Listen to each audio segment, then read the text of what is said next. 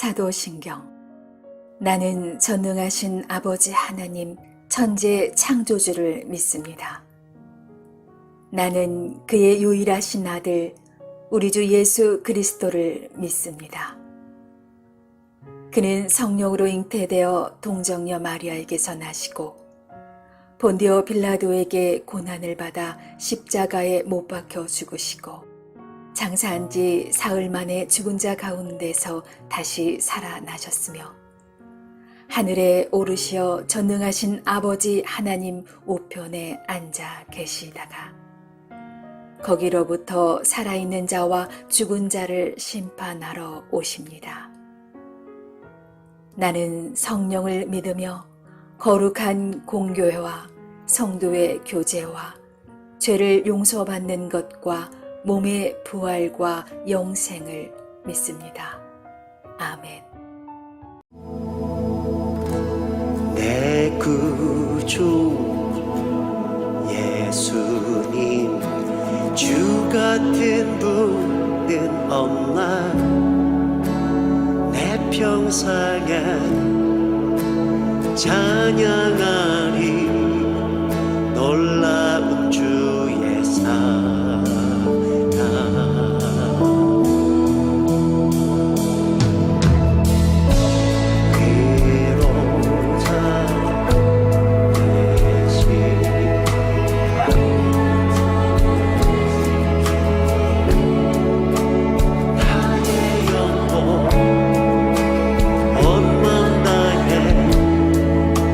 주를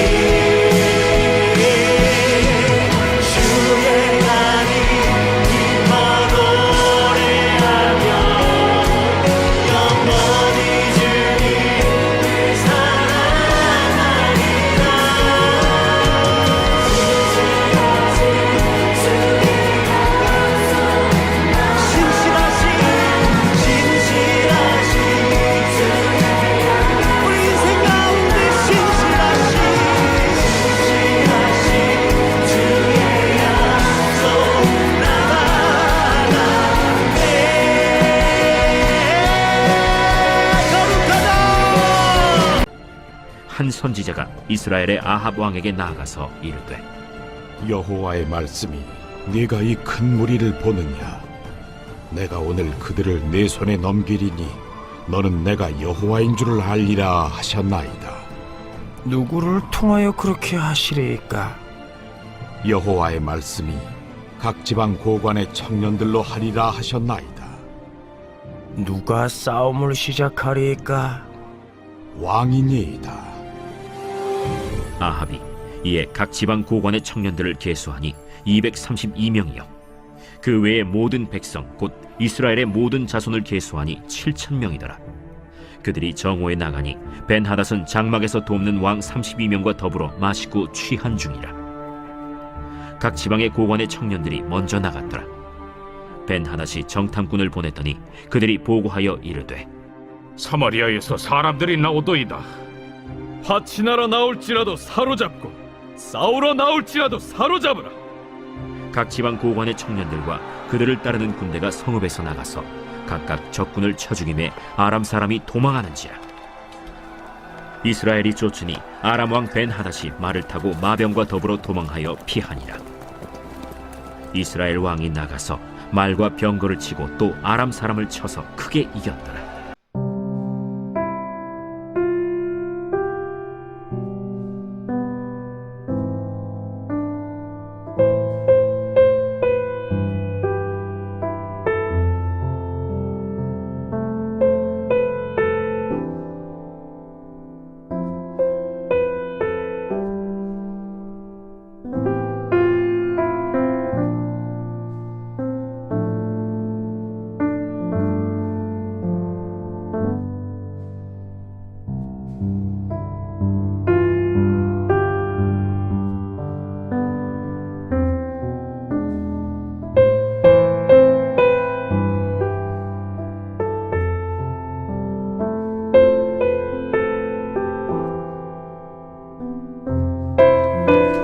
샬롬. 새롭게 시작하는 한 주 하나님의 은혜와 평강이 우리의 삶에 넘칠 수 있기를 원합니다.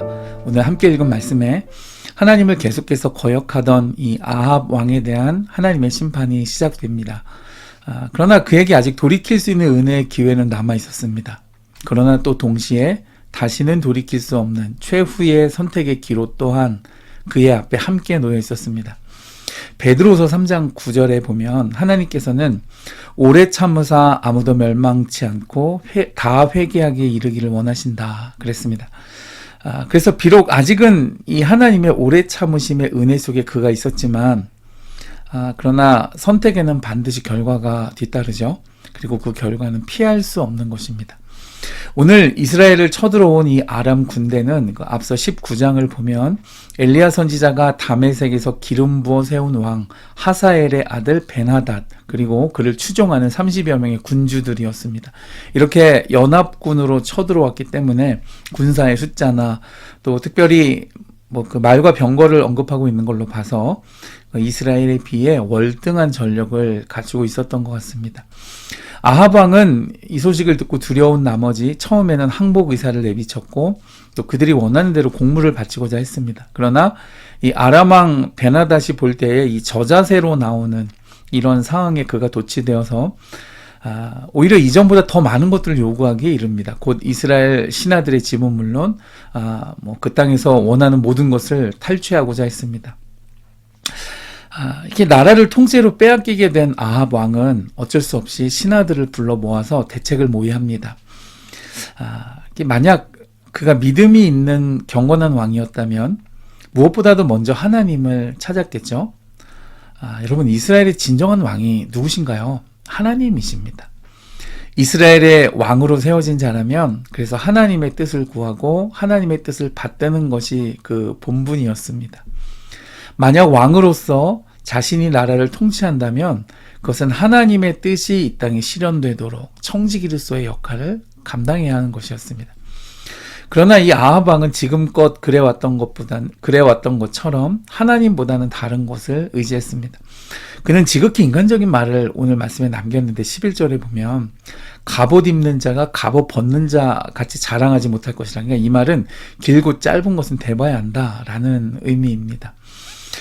이와 같은 태도에 이 아람 왕 벤하닷 또한 하나님을 의식하지 아니하고 교만한 말을 내뱉었습니다. 10절을 보면 사마리아에 부스러진 것이 나를 따르는 백성의 무리의 손에 채우기에 족할 것 같으면, 이 말은 그러니까 하여튼 철저히 파괴해서 아무것도 남지 않게 그렇게 만들겠다라는 위협조의 말이었습니다.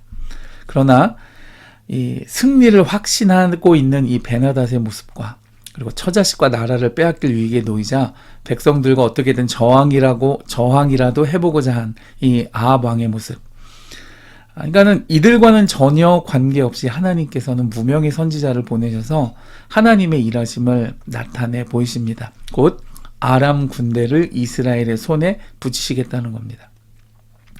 오늘 말씀의 그 13절로 15절을 한번 쭉 읽어보면 아합 왕과는 전혀 상관없이 하나님께서는 그분의 역사를 이루어 가시고 있다는 것을 확인하게 됩니다. 앞서 그 19장 18절에 보면 우상에게 무릎 꿇지 않은 7,000명의 신실한 자들 남겨두시겠다라고 말씀하셨는데, 그 말씀 그대로 오늘 본문 15절에 각 지방 고관의 청년들과 또 모든 백성의 자손 7,000명, 곧 하나님의 군대가 되어서 이들이 그분이 뜻하신 대로 하나님의 역사가 이루어지고 있음을 보여주고 있는 것입니다. 여러분, 그냥 너무 안타까워요. 이 사건에서 만약 이 아합 왕이 지금이라도 자복하고 회개하여 하나님께 돌이켰더라면 그는 그 이전에 수많은 악행에도 불구하고 하나님의 한량없는 은혜의 장중에 거할 수 있었을 것입니다. 그러나 그는 돌이킬 수 없는 선택을 했고 이미 죄에 물들어 있었기 때문에 죄에 자기의 모든 삶의 곳곳을 넘겨주었기 때문에 그 죄의 영향 아래 있었기 때문에 그는 돌이킬 수가 없었습니다. 그는 이전과 같은 선택을 했고 하나님의 은혜의 향연은 오늘을 기점으로 그에게서 거두어지는 결과로 기울고 맙니다. 사랑하는 여러분, 여러분은 삶의 곳곳에 그리고 내 삶의 요소요소에 하나님을 거역하고 반대하는 것들을 제하고 있으십니까? 그렇지 않다면 그냥 두고 허용하고 계십니까? 여러분 어떻게 하고 계신가요? 아합을 한번 보십시오. 그리고 벤하닷을 보십시오. 그들은 자기들이 통치하는 것 같겠지만 이 세상은 그리고 역사는 내 것이 아니고 하나님 것입니다. 그 하나님의 일하심과 역사하심에 깨어 있어서 동참할 수 있는 상한 심령의 한 주간 되실 수 있기를 주님의 이름으로 축복해 드립니다.